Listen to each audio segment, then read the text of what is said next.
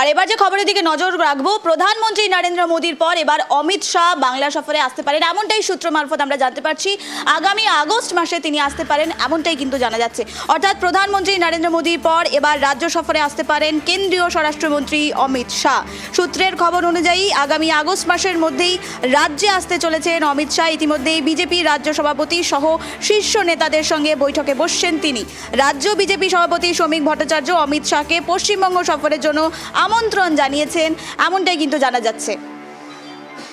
এই মুহূর্তে আমাদের সঙ্গে রয়েছে আমাদের বিশেষ প্রতিনিধি সত্যজিৎ পাল, তার থেকে জানতে চাইবো পুরো বিষয়টি। সত্যদা, প্রথমে তোমাকে স্বাগত। যে বিষয়টি জানার চেষ্টা করবো, প্রধানমন্ত্রীর পর ফের একবার অমিত শাহ, কিছুদিন আগে অমিত শাহ এসেছিলেন, এভাবে বারবার কেন্দ্রীয় মন্ত্রীরা বারবার আসছেন, কি এর মূলত পেছনে কি রহস্য রয়েছে? তো রহস্যের কিছু নেই, সামনেই 2026 বিধানসভা নির্বাচন এবং বিজেপির লক্ষ্য কিন্তু পরিষ্কার, একটাই, যে বাংলা দখল করা। এবং সেই কারণে ইতিমধ্যে দেখো, প্রথমে প্রধানমন্ত্রী নরেন্দ্র মোদী সভা করলেন 29শে মে মাসে, যেটা করলেন আলিপুরদুয়ারে। ঠিক তারপরেই 31শে মে আসলেন অমিত শাহ এবং 1 জুন সভা করলেন নেতাজি ইন্ডোর স্টেডিয়ামে। এবং সেখান থেকে বলা যায় বিজেপির নরনীতি কিন্তু স্থির হয়ে গেছিলো। এবং তারপর গত 18ই জুলাই প্রধানমন্ত্রী আবার সভা করলেন দুর্গাপুরে। সুতরাং সামনেই 2026 বিধানসভা নির্বাচন, এইভাবে বিজেপি যে তার ঝাঁপাবে বাংলায় তা বলার অপেক্ষা রাখে না। এবং ইতিমধ্যে যেটা জানা যাচ্ছে যে অমিত শাহ তিনি কিন্তু বাংলায় ঘাঁটি গাড়তে চলেছেন। অর্থাৎ 2021-এ বিজেপির যে ফাঁকফোকর ছিল প্রচারে বলো বা নানাবিধ ইস্যুতে কর্মীদের সঙ্গে নেতাদের সমন্বয়ের যে অভাব ছিল, সেই সমন্বয় কোথাও যেন মেটানোর একটা কৌশল, তাই সেই কৌশলের জন্য অমিত শাহ নাকি বাংলায় বেশ কয়েক মাস ঘাঁটি গাড়তে পারেন এবং আগামী আগস্ট মাসে আসতে পারেন, যেটা জানা আছে। এবং তখন নতুন রাজ্য সভাপতি নির্বাচন হয়েছেন শ্রমিক ভট্টাচার্য, এবং তার নেতৃত্বে বিজেপি সংগঠনের নানাবিধ কাজকর্ম চলছে এবং প্রধানমন্ত্রী সভা করে গেছেন। এবং অমিত শাহ সেই জায়গাটায় যে সংগঠন যেভাবে তৈরি হয়েছিল, তুমি দেখো জেলা সভাপতি হোক বা মণ্ডল সভাপতি বা বিভিন্ন যে বুথ সভাপতি তৈরি হয়েছে, সেটা কিন্তু সুকান্ত মজুমদার রাজ্য সভাপতি থাকার সময় তৈরি হয়েছিল। ফলে শ্রমিক ভট্টাচার্য নতুন পদে বসেছেন এবং সেইখানে জেলা সভাপতির সঙ্গে কোথাও একটা মতবিরোধ রয়েছে কিনা বা মণ্ডল সভাপতির সঙ্গে মতবিরোধ রয়েছে কিনা, সেই জায়গাগুলোও কিন্তু দেখবেন শ্রমিক ভট্টাচার্য। এবং নতুন রাজ্য সভাপতি শ্রমিক ভট্টাচার্য দলের মধ্যে একটা আদি নম্বর দিয়ে একটা যে বিবাদ রয়েছে, সেই বিষয়টি কিন্তু দেখবেন। ফলে তার এই বাংলা সফর কিন্তু অত্যন্ত গুরুত্বপূর্ণ। এবং দেখো, সামনে 2026 বিধানসভা যে নির্বাচন, আমরা একটু পিছিয়ে যাই, 2019 লোকসভা নির্বাচনের পর বাংলায় এই বিজেপি 18টা লোকসভা আসন দখল করেছিল এবং প্রায় 122টি আসনে এগিয়েছিল। ফলে মনে করা হয়েছিল হয়তো 21 জয় শুধুমাত্র সময়ের অপেক্ষা। এবং তারপরে তৃণমূল কংগ্রেস কিন্তু ঝাঁপিয়ে পড়ে বাংলা নিয়ে এবং তারা স্ট্র্যাটেজিও পরিবর্তন করে। এবং সে সময় যেটা ঘোষণা করেছে তা হচ্ছে দিদিকে বলো। সেই দিদিকে বলো সাফল্যে ভর করে বলে বাংলায় কিন্তু সাফল্য পেয়েছে 2021 সালে। এবং তারপরে নানাবিধ সেন্টিমেন্ট বলো, বাংলা নিজের মেয়েকে চায়, নানাবিধ ইস্যুতে প্রচার চলছে। উল্টো থেকে বাঙালি সেন্টিমেন্ট নিয়েও প্রচার চলছে এবং বাংলা ভাষাভাষী নিয়েও কিন্তু মমতা বন্দ্যোপাধ্যায় প্রচার করছেন। অর্থাৎ বিজেপির ক্ষেত্রে কিন্তু অনেকটা চ্যালেঞ্জ রয়েছে। একদিকে যেমন এই মমতা বন্দ্যোপাধ্যায় যে বিশেষ সেন্টিমেন্টের রাজনীতি, তাকে ট্যাকেল করা, পাশাপাশি ইতিমধ্যে তিনি যেটা ঘোষণা করেছেন যে আপনার দুয়ার আপনার সমাধান, এটাও কিন্তু অত্যন্ত গুরুত্বপূর্ণ। ফলে বিজেপিকে বাংলা দখলের জন্য ঝাঁপাতে হলে অনেকগুলো কৌশল কিন্তু পরিবর্তন করতে হয়। শুধুমাত্র মোদি, অমিত শাহ বা জেপি নাড্ডার সভা করবেন, সভা করলেই যে হয়তো সবাই ভিড় হতে পারে, প্রচুর মানুষের সমাগম হতে পারে, কিন্তু নির্বাচন জয় কিন্তু সমান নয়। নির্বাচন জয় করতে গেলে একদিকে যেমন সংগঠন মজবুত করা প্রয়োজন, ঠিক তেমনই প্রয়োজন জনগণের মনে দাগ কেটে যাওয়া বিভিন্ন প্রকল্প, যেটা লক্ষ্মীর ভাণ্ডার। দেখো 2021 জয়ের পর যে লক্ষ্মীর ভাণ্ডার যে প্রকল্প, বাংলার বহু মানুষ উপকৃত হন এবং সেই উপকৃত হওয়ার ফলে মহিলা ভোটের কিন্তু একটা বড় অংশ মমতা বন্দ্যোপাধ্যায়ের দল কিন্তু পেয়ে থাকেন। এবং উল্টো দিকে এই লক্ষ্মীর ভাণ্ডারকে হাতিয়ার কিন্তু বিজেপি বিভিন্ন রাজ্যে করেছে। মধ্যপ্রদেশ দেখো বা মহারাষ্ট্র হোক বা দিল্লি, প্রত্যেকটা ক্ষেত্রে বিজেপি কিন্তু এই লক্ষ্মীর ভাণ্ডারকে হাতিয়ার করেছে। হয়তো নামটা আলাদা হতে পারে, কিন্তু হাতিয়ার করেছে। ফলে এই বাংলা দখলের জন্য ঠিক সেই রকম রণকৌশল কিন্তু প্রয়োজন এবং সেই রণকৌশল প্রয়োগের জন্য বা বলা যায় বাংলার রাজনীতি আরও ভালো বুঝে নেওয়ার জন্য অমিত শাহ কিন্তু এই বারবার বঙ্গ সফর, যেটা অগাস্ট মাসের প্রথম সফরে আসা, সেটাও কিন্তু গুরুত্বপূর্ণ। কারণ খুব বেশি হাতে কিন্তু সময় নেই। ইতিমধ্যে নির্বাচন কমিশন নিয়ে কিন্তু তারা যে স্যার যে উদ্যোগ নিয়েছে, সেটাও কিন্তু বিহারে ব্যাপক আলোড়ন ফেলেছে।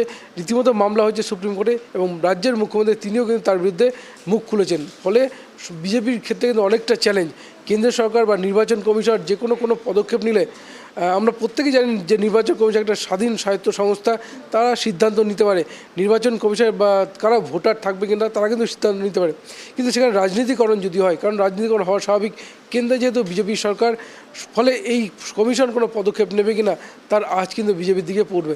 ফলে বিজেপির ক্ষেটে অনেকটা চ্যালেঞ্জ, এবং সেই চ্যালেঞ্জকে মাথায় রেখেই অমিত শাহ কিন্তু বাংলা সফর এই অগস্টের প্রথম সভা। এবং কবে আসেন এবং আসার পর বিজেপি নেতারা কি টনিক দেন সেটাই এখন দেখার। তোমার থেকে আইটি বিষয় জানার চেষ্টা করবো, যেমন শুভেন্দু অধিকারীর কথা যদি বলি, তিনি একেবারে হিন্দু হার্ডকোর ভোট তিনি কিন্তু পাবেন এমনটা মনে করা হচ্ছে। এবং শুভেন্দু অধিকারীর পাশাপাশি যদি আমরা শ্রমিক ভট্টাচার্যের কথা বলি, তাহলে তিনি একেবারে মধ্যবিত্তের ভোটগুলো কিন্তু টার্গেট করছেন। সেক্ষেত্রে অমিত শাহ আসছেন, অর্থাৎ একেবারে বিজেপি গুটিয়ে নিতে চাইছে নিজেকে, এমনটা কি বলা যেতে পারে? দেখো, বিজেপির স্ট্র্যাটেজি যদি আমরা বলি, আমরা বিজেপির প্রধান দুই নেতা অটল বিহারী বাজপেয়ী এবং লালকৃষ্ণ আদবানি, তাদের যে স্ট্র্যাটেজি ছিল, অটল বিহারী বাজপেয়ী ছিলেন নরম মনোভাবের, তিনি সর্বধর্ম সমন্বয়ের কথা বলতেন। ঠিক উল্টো দিকে লালকৃষ্ণ আদবানি তিনি কট্টর হিন্দুত্ববাদী, এবং তার যে রাম মন্দির আন্দোলন, এটা গোটা ভারতবর্ষের মানুষ দেখেছে। বিভিন্ন রাজ্যের যে রথযাত্রা, এই রথযাত্রাকে কেন্দ্র করে কিন্তু বিজেপির উত্থান। কিন্তু অটল বিহারী বাজপেয়ী তিনি যে বিশেষ সর্বধর্ম সমন্বয়ের কথা বলেন, পাশাপাশি তিনি এটাও কিন্তু বলেছেন যে যে গাছে ফল দেয় সেই গাছকে ফল খারাপ বলা যায় কীভাবে। অর্থাৎ লালকৃষ্ণ আদবানির এই কট্টর হিন্দুত্ববাদী নীতিকে কিন্তু সমর্থন করেছে, এবং বাংলার ক্ষেত্রে বিজেপি ঠিক সেই কৌশলটাই নীতি চলছে। শুভেন্দু অধিকারী যিনি কট্টর হিন্দুত্ববাদীর কথা বলছেন, ঠিক তেমনই রাজ্য সভাপতি শ্রমিক ভট্টাচার্য তিনি সর্বধর্ম সমন্বয়ের কথা বলছেন, তিনি সংখ্যালঘু মুসলিমদের কথা বলছেন, তিনি মুসলিমদের হাতে বোমের পরিবর্তে কলম তুলে দেওয়ার কথা বলছেন। অর্থাৎ বাংলায় যে 35% সংখ্যালঘু ভোট রয়েছে, এবং পুরোপুরি সেই ভোটকে সরিয়ে রেখে যে বাংলা দখল সম্ভব নয়, সেটাও কিন্তু বিজেপি খুব ভালো জানে। আর সেখানে কৌশলে বিজেপি কিন্তু কেন্দ্রীয় নেতৃত্ব এই ইস্যুটা কিন্তু ব্যবহার করছেন। দেখো, শুধুমাত্র কট্টর হিন্দুত্ববাদী পথে যদি হাঁটে, তাহলে মুসলিম ভোট কিন্তু একদম বলা চলে একজোট হয়ে তৃণমূলের দিকে পড়বে। আর সেটা যদি পড়ে বাংলায় যে 35% ভোট যদি তৃণমূলের পক্ষে যায়, তাহলে হয়তো 10-15% ভোট অন্য হিন্দু ভোট পেয়ে গেলেই জয় তৃণমূলে খুব সহজে যাবে। ফলে অমিত শাহরা খুব ভালো বোঝেন, নরেন্দ্র মোদীরাও খুব ভালো বোঝেন, আর তাদের গ্রিন সিগন্যাল পেয়েই কিন্তু শ্রমিক ভট্টাচার্য সেই সর্বধর্মের কথা বলছে। অর্থাৎ মুসলিম কিছুটা ভোটে যে ফাটল ধরা যায়, টানা যায়, সেই পথে হাঁটছেন। সুতরাং বিজেপি একদম কৌশলে হাঁটেছে যে একদিকে ওই হিন্দু ভোট একজোট করে রাখার কৌশল, যেখানে শুভেন্দু অধিকারী বিশেষ করে 2024 লোকসভা নির্বাচন যেখানে খারাপ ফল হয়েছিল, 12টা আসন পায়, এবং সেখানে বিজেপির হাতে তেমন কোনো ইস্যু কিন্তু ছিল না, বিজেপি বসে যাবে এক কথায় মনে করা হচ্ছিল। ঠিক সেই সময় চিন্ময় কৃষ্ণবাবুর গ্রেপ্তার নিয়ে কিন্তু বাংলায় রাজনীতি শুরু করেন বা আন্দোলন শুরু করেন শুভেন্দু অধিকারী। সুতরাং তারপর থেকে যে হিন্দুত্ববাদী যে জোয়ার, অর্থাৎ বিজেপি 2024 যে মরাগাঙে জোয়ার এনে দেওয়ার তার কারিগর কিন্তু শুভেন্দু অধিকারী, সেই হিন্দুত্ব ইস্যু, এবং সেটাকে হিন্দুত্ব করে প্রত্যেকটা সভা সমাবেশ থাকো। একই সভায় যখন শ্রমিক ভট্টাচার্য সর্বধর্মের কথা বলছেন, ঠিক সেই সভাতেই শুভেন্দু অধিকারী হিন্দু জোটের কথা বলছে, এবং পাশাপাশি তিনি এও বলছেন যে কোনো রোহিঙ্গাকে ভোটার তালিকায় থাকতে দেব না। অর্থাৎ বিজেপির কৌশল পরিষ্কার, একদিকে যেমন হিন্দু ভোট একজোট করার প্রক্রিয়ায় শুভেন্দু অধিকারী, ঠিক তেমনই সংখ্যালঘু মুসলিম ভোট বা সর্বধর্ম সমন্বয়ের পথে হাঁটছে শ্রমিক ভট্টাচার্য। সুতরাং সামনে 2026 বিধানসভা নির্বাচন, বিজেপি যে এই স্ট্র্যাটেজিতে এগোবে তা বলার অপেক্ষা কিন্তু রাখে না। আর সেই কারণেই দুই নেতা কিন্তু দুই কৌশল অবলম্বন করেছেন। একবার ধন্যবাদ সত্যদা।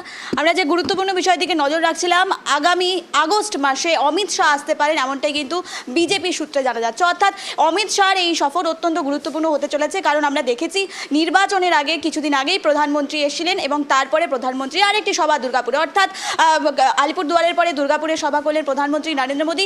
অমিত শাহ কলকাতা সভা করেছিলেন, এবং তারপরে তিনি আবার বাংলায় আসার কথা কিন্তু তার উঠে আসে। অর্থাৎ অত্যন্ত গুরুত্বপূর্ণ বিষয়ের দিকে নজর রাখছি, যেখানে প্রধানমন্ত্রী সভার পর ফের একবার অমিত শাহ আসছেন। অর্থাৎ নির্বাচনের আগে তাদের এই সভা, কেন্দ্রীয় নেতৃত্বের এই সভা অত্যন্ত গুরুত্বপূর্ণ হবে, এমনটাই কিন্তু প্রতিটি রাজনৈতিক মহলে এমনটাই কিন্তু আলোচনার বিষয় হয়ে উঠেছে।